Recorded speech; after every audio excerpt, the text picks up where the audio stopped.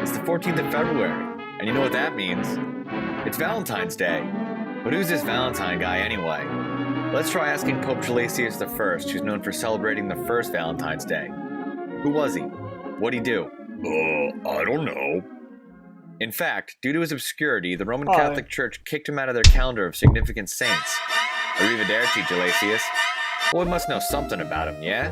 There's gotta be something that we can learn in this video.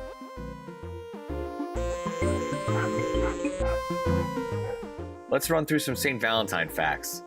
Number 1, he's a saint.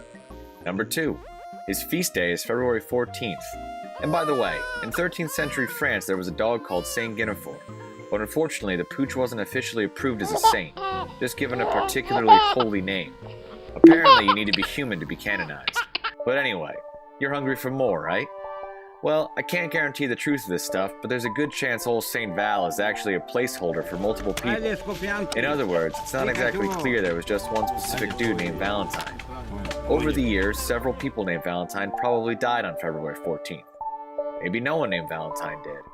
Maybe someone by Val, some by Teen.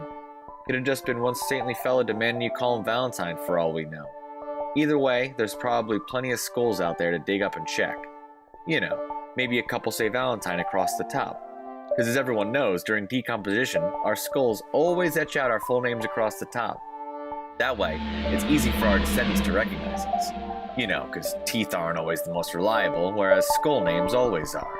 And all this skull speak got me thinking. Give your dog a scalp massage the next time you see them. Every scalp scratch gets them closer to heaven. So, to recap, Valentine was a dude, or several dudes. What's the plural for dudes? A flock of dudes? A murder of dudes? I think it's murder. Doesn't really matter. Flock the thought. So, again, Val got arrested for doing nothing. Maybe something. You know, probably digging a bit too hard on God when no one was really too keen on him, or her. And maybe he, or they, got killed for it, or not yet, on the 14th of February. Make sense? All good? Well, does to me. Cat got your tongue? Or rather, dog got your tail? Sounds like you better throw your Paudry pals a bone. With new Bow Wow dog treats, your dog will bow and go wow in no time. Bow Wow dog treats, made by Snacko, creators of Rat Bites and Cheese Gods. But what's the deal with V-Day then? There's stories, but they kind of make it even more obscure. The 18th century English antiquarians, you know, people who love the past, Alban Butler and Francis Dusa thought Val's Day replaced the ancient pagan holiday Lupercalia, or February. For the word dogs out there, the term Lupercalia derives from lupus, which is Latin for wolf. Anyway, V-Day evolved over time, and before long, a pinch of romantic love hijacked V-Day's theme, and they ended up with some viral content on their hands.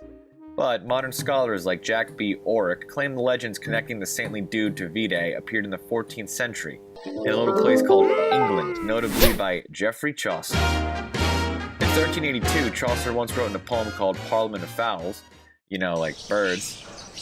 Well, this was on St. Valentine's Day, when every bird cometh there to chase his mate. Sorry, this is just to tell you about Valentine's Day.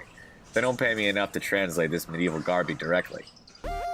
So Chaucer presented this poem about birds mating on V-Day to King Richard II of England and Anne of Bohemia on their engagement.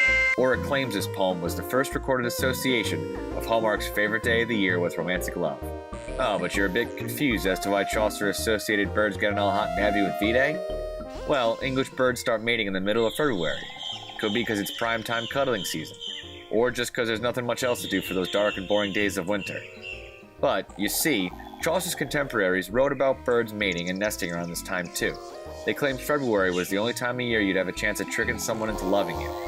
Later on, even Shakespeare wrote about it in Hamlet. But I don't really remember the part off the top of my head, and I haven't even checked that fact.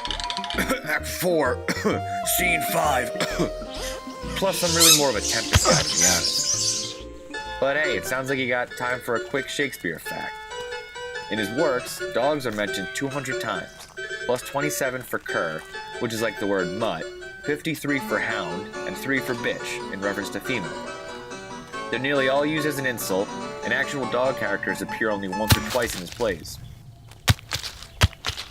Anyway, that's it for today. If you want to know more about V-Day, do your own research. Or, I don't know, maybe ask your parents. And don't mix it up with D-Day, because that's way different.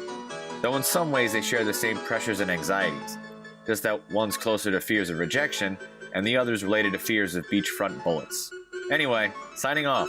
Till next time.